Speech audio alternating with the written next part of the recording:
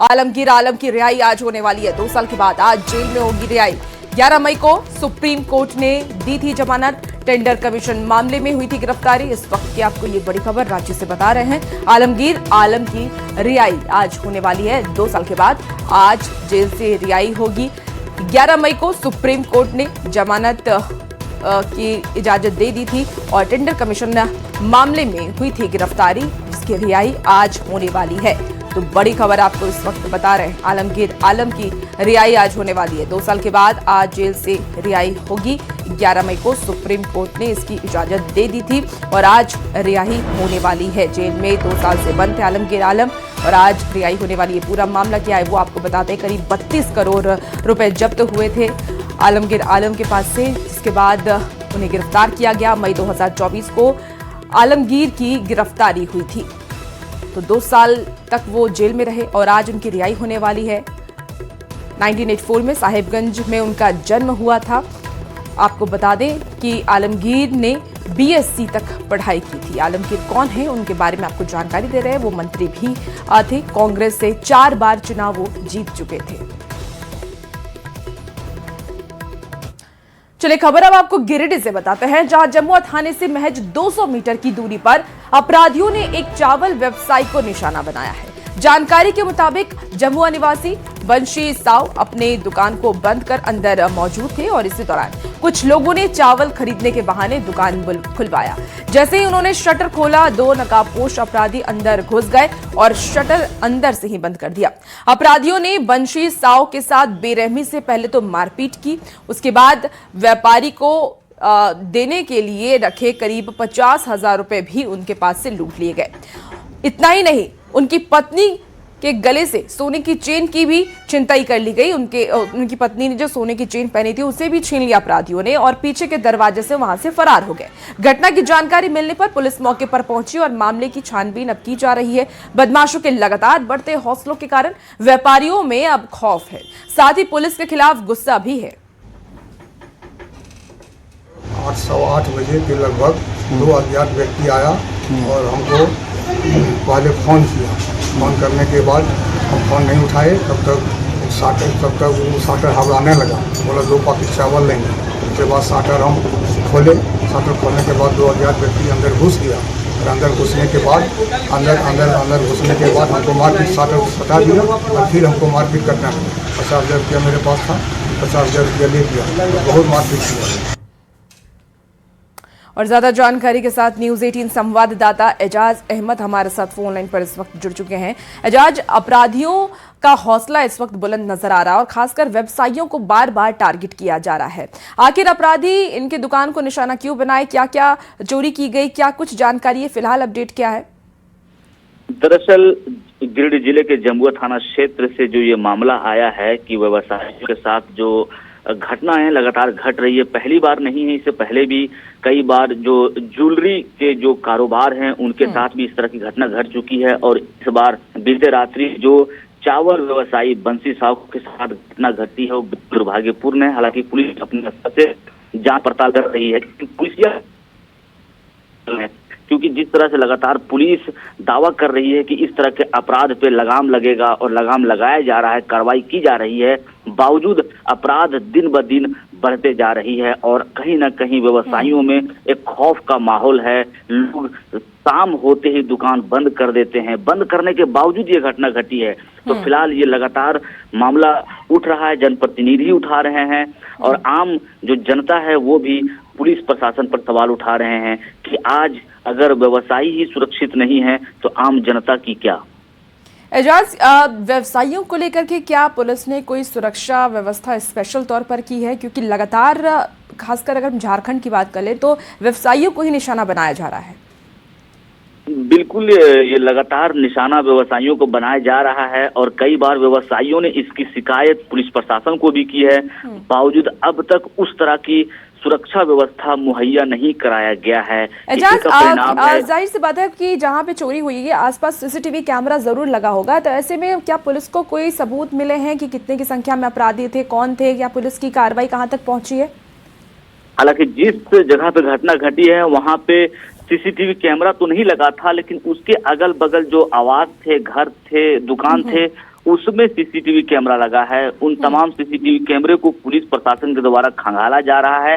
हालांकि अब तक जिन लोगों ने अपराध की घटना को अंजाम दिया है वह अभी पुलिस के गिरफ्त से बाहर है। ठीक है जाज, आप नजर बना के रखिए, अपडेट आपसे लेंगे। बहुत शुक्रिया जानकारी के लिए। खबर अब आपको रांची से बताते हैं, जहां के कोकर इलाके से लापता 18 महीने की मासूम अदिति पांडे का अब तक कोई सुराग नहीं मिल पाया है। अदिति 9 मई से लापता है। पुलिस हर एंगल से मामले की जांच कर रही है। अब तक आसपास के सैकड़ों कैमरे की जांच की जा चुकी है, लेकिन किसी भी फुटेज में बच्ची को ले जाते हुए कोई संदिग्ध नजर नहीं आया है। और एक बाइक सवार संदिग्ध जरूर सीसीटीवी में नजर आया है, जिसे वेरीफाई किया जा रहा है। वहीं बीते दिनों नाले से कुछ मांस और हड्डी के टुकड़े बरामद होने के मामले में पुलिस ने बरामद अवशेषों को फोरेंसिक जांच के लिए भेज दिया है और डीएनए टेस्ट की प्रक्रिया भी शुरू कर दी है, ताकि यह स्पष्ट हो सके कि मिले हुए अवशेष बच्ची से जुड़े हैं या नहीं। वहीं रांची पुलिस और एनडीआरएफ की टीम लगातार सर्च ऑपरेशन चला रही है। नाले से लेकर के नदी किनारे तक व्यापक तलाशी अभियान जारी है। वहीं परिजनों का रो रो कर बुरा हाल है। घर की जो वास्तु स्थिति है उसके अनुसार जो मेन जो पुलिस को जो संदेह है कि नाले में जो घर के बिल्कुल बगल से जो नाला गुजरता है उसमें गिरने की जो आशंका है, उसी के आधार पर एनडीआरएफ की टीम्स जो लगातार सर्च कर रही हैं और भी एनडीआरएफ की टीम्स के द्वारा जो है नाला और जो स्वर्ण रेखा नदी है उसको सर्च किया जा रहा है। फ्लैश और बोन्स कुछ बरामद हुए थे, उनको आगतर कार्रवाई के लिए जो है आगे हॉस्पिटल भेजा गया है और साथ ही साथ उसकी डीएनए सैंपलिंग हेतु आगे की कार्रवाई के लिए उसको भेजा जा रहा है। उसमें हम अभी कंफर्म कुछ भी नहीं बता पाएंगे। जो हमारा चूँकि कुछ भी हमारी रिकवरी अगर होती है ऐसे मामले में तो हर चीज़ उसको पुलिस संदेह की नज़र से ही देखती है और जब तक वो ऑफिशियल रिपोर्ट्स नहीं आ जाती हैं तब तक हम उसमें कुछ कंफर्म नहीं कर पाएंगे। हमारे साथ ज्यादा जानकारी के साथ न्यूज 18 संवाददाता ओम प्रकाश जुड़ चुके हैं। ओम प्रकाश, फिलहाल कार्रवाई कहां तक पहुंची, अपडेट क्या है? जी, फिलहाल बता दें कि अदिति की तलाश में जो तमाम पुलिस महकमा है वो भी जुटा हुआ है, तो वहीं जो परिजन है वो भी अपने स्तर से बच्ची की खोजबीन में जुटे हैं। एनडीआरएफ की टीम भी जो नाला है और जो स्वर्णरेखा नदी है उसकी तलाश कर रही है। एक एक चीज को खंगाला जा रहा है ताकि बच्ची का कुछ भी पता चल पाए। हालांकि 5 दिन गुजर गए हैं और आज 6ठा दिन है, लेकिन अब तक जो बच्ची की बरामदगी है वो नहीं हो पाई है, जिस वजह से जो खासतौर से इलाके के लोग हैं वो भी परेशान है। तो परिजनों का हाल तो बुरा है ही, उनका भी रो रो कर बुरा हाल है। परिजनों का एक ही मांग है परिजनों की कि बच्ची जो है वो सकुशल उनके पास आ जाए।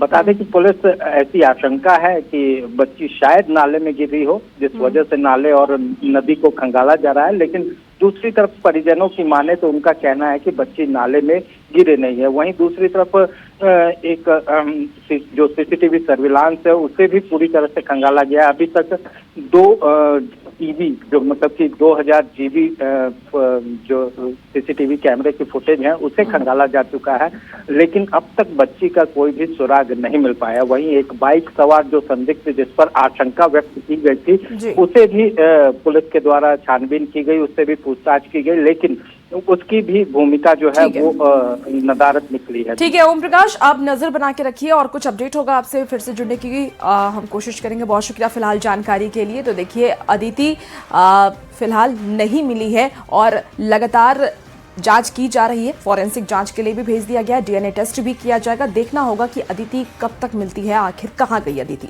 बात करते हैं अब 9 मई से लापता रांची की मासूम अदिति की, जिसका अब तक सुराग नहीं मिल सका है। लापता अदिति को लेकर के अब गुस्सा सड़क पर फूट पड़ा है। अदिति के परिजन और स्थानीय लोग सड़क पर उतर आए हैं। जोरदार हंगामा हुआ, नारेबाजी हुई और पुलिस प्रशासन के खिलाफ जमकर आक्रोश भी देखने को मिला।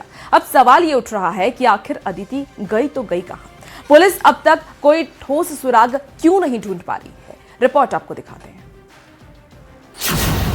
अदिति कहां है, सड़कों पर उठ रहा सवाल। रांची में प्रदर्शन, अदिति केस पर बड़ा दबाव। बेटी की तलाश में परिवार का आक्रोश। सड़क जाम, नारेबाजी, अदिति को लेकर बवाल। अदिति का सुराग कब मिलेगा?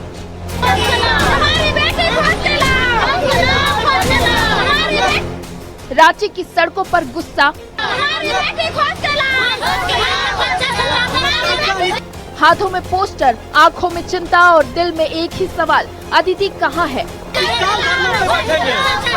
करें तो हाथों में ये पोस्टर है, हाथों में ये पंपलेट है और इस पंपलेट के माध्यम से एक माँ जो है वो अपनी बच्ची की तलाश कर रही है, लोगों से भी अपील कर रही है किसी तरह से उनकी बच्ची को उनकी गोद में वापस दिया जाए ताकि एक माँ की सूनी गोद जो है वो भर सके और बच्ची जो है वो सुरक्षित ममता के आंचल में रह सके। लापता अदिति की तलाश में अब परिवार सड़क पर उतर आया है। परिजनों और स्थानीय लोगों ने जोरदार प्रदर्शन किया, प्रशासन के खिलाफ नारे लगाए और जल्द कार्रवाई की मांग की। अभी तक बच्चा का कोई सुराग नहीं मिला है। ये हम नहीं बोलेंगे कि प्रशासन लोग हमारे साथ काम नहीं कर रहे या खोजबीन नहीं कर रहे हैं, लेकिन हम चाहते हैं कि थोड़ा और जोरों शोरों से करे, घर घर में घुस के देखे, क्योंकि कोई भी कहीं भी ले जा सकता है, उसका कोई गारंटी नहीं है। परिजनों का कहना है कि अदिति के लापता होने के बाद से लगातार पुलिस से गुहार लगाई जा रही है, लेकिन अब तक कोई ठोस सुराग नहीं मिला, न ही परिवार को कोई स्पष्ट जवाब। इसी नाराजगी ने अब आंदोलन का रूप ले लिया है। प्रदर्शनकारियों ने सड़क जाम कर हंगामा किया, जिसके बाद मौके पर भारी पुलिस बल तैनात करना पड़ा। कि बच्ची नाले में है, कोई नाले में नहीं है। ये जब कुछ भी नहीं मिल पा रहा है तो बोला जा रहा है बार बार कि नाले नाले। आज हमारी बच्ची 5 दिन से क्या खाई होगी, क्या पी होगी? अगर नाले में है तो आप हमको नाले में उसका सब दिखाइए, हम लोग तभी मानेंगे। लेकिन सड़क पर उतरे परिवार का दर्द सिर्फ एक ही नहीं बल्कि कई सवाल खड़े कर रहा है। क्या लापता मामलों में शुरुआती घंटे अब भी गंभीरता से नहीं लिए जाते? परिवार को सिर्फ आश्वासन मिल रहा है, क्योंकि लापता अदिति को लेकर अब परिवार का सब्र टूट चुका है। सड़क पर प्रदर्शन और हंगामे के जरिए परिजन जल्द कार्रवाई की मांग कर रहे हैं। पुलिस जांच की बात जरूर कर रही है, लेकिन परिवार को अब सिर्फ एक ही जवाब चाहिए कि अदिति कहाँ है। न्यूज़ 18 के लिए रांची से ओम प्रकाश के साथ ब्यूरो रिपोर्ट। खबर में आगे बढ़ेंगे। दुमका से आपको इस वक्त की एक बड़ी खबर बताते हैं। समर कैंप में छात्रा की मौत हुई है। जिला खेल विभाग ने किया था आयोजित। कार्डियक अरेस्ट की आशंका जताई जा रही है। आपको बता दें कि दौड़ अभ्यास के दौरान गिरी छात्रा, डॉक्टरों ने उसे मृत घोषित कर दिया है। 60 छात्राएं ले रही खेल प्रशिक्षण। इस वक्त की आपको ये बड़ी खबर दुमका से बताया। समर कैंप में छात्रा की मौत हुई है। जिला खेल विभाग ने ये आयोजित किया था। कार्डियक अरेस्ट से मौत की आशंका जताई जा रही है। दौड़ अभ्यास के दौरान गिरी छात्रा और उसके बाद उसकी मौत हो गई। जब डॉक्टर के पास उसे लेकर जाया गया तब तक का डॉक्टर ने उसे मृत घोषित कर दिया। तो फिलहाल जो कार्यक्रम आयोजित किया गया है उस कार्यक्रम में 60 छात्राएं खेल प्रशिक्षण ले रही हैं। इस वक्त की आपको ये बड़ी खबर दुमका से बता। चाईबासा से भी आपको इस वक्त की एक बड़ी खबर बताएं, जहां जंगली सुअर के हमले से ग्रामीण घायल हुए हैं। कुत्ते के साथ घर जा रहा था व्यक्ति, कुत्ते के भौंकने से भड़के हैं सुअर, तो सुअर ने ग्रामीणों पर हमला किया। घायल का सदर अस्पताल में इलाज जारी है। टोंटो थाना क्षेत्र का ये पूरा मामला बताया जा रहा है। बड़ी खबर आपको इस वक्त चाईबासा से बताएं, जंगली सुअर के हमले से ग्रामीण घायल हो गए हैं। उन्हें अस्पताल में फिलहाल भर्ती कराया गया है। टोंटो थाना क्षेत्र का ये मामला सामने आया। चलिए खबरों में आगे बढ़ते हैं। देखिए, प्रधानमंत्री की अपील के बाद लोगों को जागरूक करने के लिए रांची ट्रैफिक पुलिस भी जुट गई है। रांची ट्रैफिक एसपी ने भी लोगों से अपील की है कि रेड सिग्नल के दौरान लोग इंजन ऑफ करके इंतजार करें, कम से कम फ्यूल खर्च ना करें ताकि पेट्रोल डीजल की खपत को कुछ कम किया जा सके।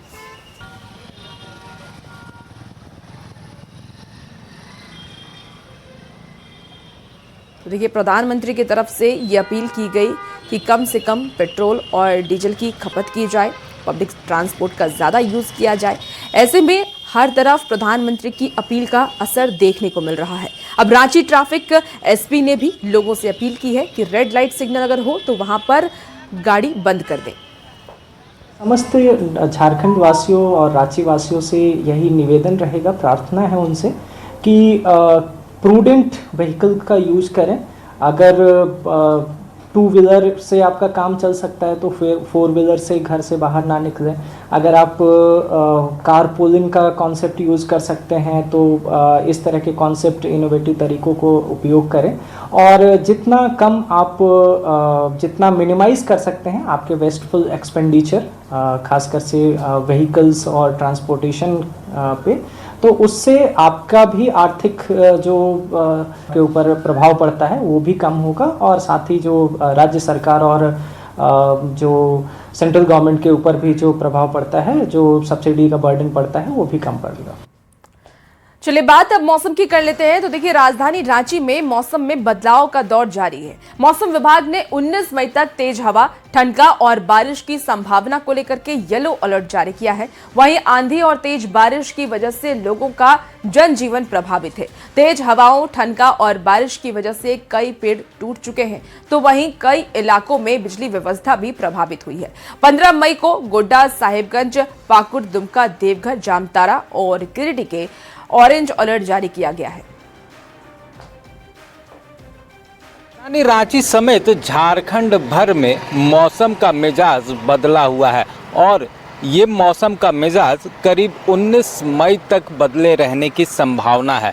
मौसम विभाग के द्वारा भी इसे लेकर येलो और ऑरेंज अलर्ट जो है वो जारी किया गया है। बता दें कि मौसम विभाग की माने तो आने वाले दिनों में भी जो तेज आंधी है वो देखने को मिलेगी, तो इसके साथ ही वज्रपात और बारिश की जो संभावना है वो भी जताई गई है। खासतौर से अगर बात करें तो 15 मई को लेकर भी संथाल परगना इलाके में जो ऑरेंज अलर्ट है वो जारी किया गया है। खासतौर से बात करें तो प्रतिदिन जो राजधानी रांची में है वो बारिश देखने को मिल रही है। इसी के साथ ही तेज आंधी और वज्रपात जैसी जो चीज़ें हैं वो भी हो रही हैं। खासतौर से बात करें तो इस वजह से कई जगह पर बिजली के खंभे, कई होर्डिंग्स, तमाम चीज़ें जो हैं वो क्षतिग्रस्त हुई हैं, पेड़ भी टूट कर गिर गए हैं, जिस वजह से बिजली व्यवस्था पर भी बुरा प्रभाव पड़ा है। तो ख़ासतौर से इस मौसम की वजह से लोगों का जनजीवन जो है वो प्रभावित होता हुआ नज़र आ रहा है। हालांकि मौसम में हुए बदलाव के कारण जो राजधानी रांची का मौसम है वो सुहाना बना हुआ है। गर्मी, जो चिलचिलाती गर्मी से लोग बीते दिनों परेशान थे, उससे कहीं न कहीं निजात मिलता हुआ नज़र आ रहा है। रांची से न्यूज़ 18 के लिए ओम प्रकाश। देखिए, रामगढ़ जिले में साइक्लोनिक सर्कुलेशन के कारण लगातार हो रहे बारिश और ओलावृष्टि की वजह से सब्जी उत्पादक किसानों को काफी ज्यादा नुकसान पहुंच रहा है। ओलावृष्टि और के कारण पतरातू प्रखंड के भदानी नगर क्षेत्र के 12 से अधिक गांव में खेत में लगे तरबूज, टमाटर, गोभी, भिंडी समेत दूसरे अन्य हरी सब्जी के फसल को भारी नुकसान पहुंचा है। किसानों ने यह बताया है कि उनकी पूंजी डूब गई, उन्हें काफी आर्थिक नुकसान उठाना पड़ रहा है। और ओलावृष्टि के कारण पतरातू प्रखंड के भदानी नगर क्षेत्र के सब्जी उत्पादक किसान काफ़ी परेशान है, काफ़ी नुकसान हुआ। देख सकते हैं इस वक्त मैं चिकोर में मौजूद हूँ, भदानी नगर के। ये टमाटर की खेती यहाँ पर किसानों ने की थी। टमाटर के अलावा भिंडी, गोभी, नेनुआ और दूसरे अन्य फसल बर्बाद हुए। गोभी भी यहाँ बर्बाद हुआ है। देख सकते हैं कि किस तरह से यहाँ पर ओलावृष्टि के बाद जो है टमाटर जो है पूरे तरीके से ख़राब हो गया है, और किसानों को कहीं न कहीं इसके कारण जो है काफ़ी आर्थिक नुकसान उठाना पड़ रहा है। खास करके सब्जी जो है पूरे तरीके से ओलावृष्टि के बाद बर्बाद हो गया। इसका मुख्य कारण प्राकृतिक है। प्राकृतिक में इस बार जो अतिवृष्टि हुआ है, ओलावृष्टि हुआ है, आसपास के लगभग 12 से 14 गांव जो है जो प्रमुख रूप से हरा फसल, हरी सब्जी का खेती करते हैं। चिकोर है, नीमी है, लादी है, मतकम्मा है, देवरिया है, कुर्से है, उधर पाली, शांकी, जोबुआ तरह की सब्जी बर्बाद हुआ है। भिंडी हो गया, टमाटर हो गया, तरबूज का खेती, खीरा का खेती, हर तरह का फसल, नेनुआ, झींगा, सारा फसल को जो है सो लौकी सबको नष्ट कर दिया है। आप जिस खेत में खड़ा है, टमाटर का खेत है, आप खुद देख रहे हैं कि टमाटर का क्या बुरा स्थिति है। इस टमाटर का खेत अभी ठीक पक के तोड़ने का स्टार्ट किए थे और इसको बाजार ले जाना था, लेकिन ओलावृष्टि और अतिवृष्टि के कारण सारा फसल जो है सो नष्ट हो गया है। और क्या चाहते हैं सरकार से? सरकार से हम लोग चाहते हैं कि सरकार इसका निरीक्षण करे। सरकार का बॉडी है, कृषि विभाग है, और मुआवजा चाहते हैं। हाँ, मुआवजा मिलना चाहिए किसानों को। 12 से 14 गाँव में यही हाल है। जावेद खान, न्यूज़ 18, रामगढ़। अब खबर सिमडेगा से आपको बताते हैं, जहां के ठिठई टांगर प्रखंड कार्यालय के पास आंधी और बारिश के कारण एक विशाल बरगद का पेड़ सरकारी भवन में गिर गया, जिससे कि प्रखंड कार्यालय का रास्ता बाधित हो गया। वहीं बानो प्रखंड के पावर हाउस में एक पेड़ बिजली तार पर गिर गया, जिससे रास्ते के साथ साथ इलाके में बिजली भी बाधित हो गई।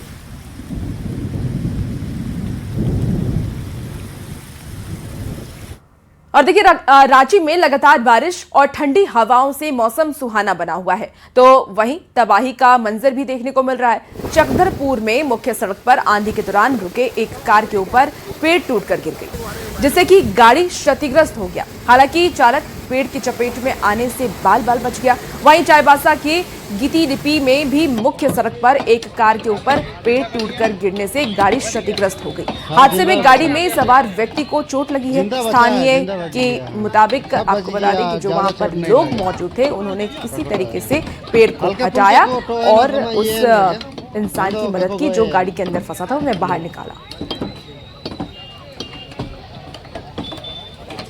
और ऐसी ही एक और तस्वीर सिमडेगा से आपको बताते हैं, जहां बारिश और ठनका के कारण एक किशोर की मौत हो गई है। एक गंभीर रूप से वो देखिए घायल हो गया है। बताया जा रहा है कि दोनों चचेरी बहन घर के पास चापाकल से पानी भरने के लिए गई हुई थी किशोरी, और इस दौरान वज्रपात हुआ और दोनों उसकी चपेट में आ गई, तो एक किशोरी की मौत हो गई है।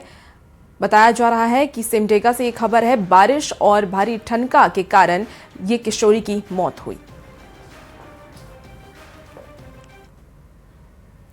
रामगढ़ छावनी परिषद और नगर परिषद क्षेत्र के बीच से गुजरने वाली गोल्ड NH 33 सड़क पर जल जमाव के कारण लोग परेशान हैं। देखिए, सड़क के एक ओर बनी नाली जाम पड़ी हुई है, जबकि दूसरी ओर नाली जो बनी ही नहीं है, जिसके कारण थोड़ी सी बारिश होने के बाद ही सड़क पर घुटने भर पानी भर जाता है। प्रशासन बार बार समाधान का आश्वासन दे रहा है, लेकिन समाधान नहीं निकल रहा।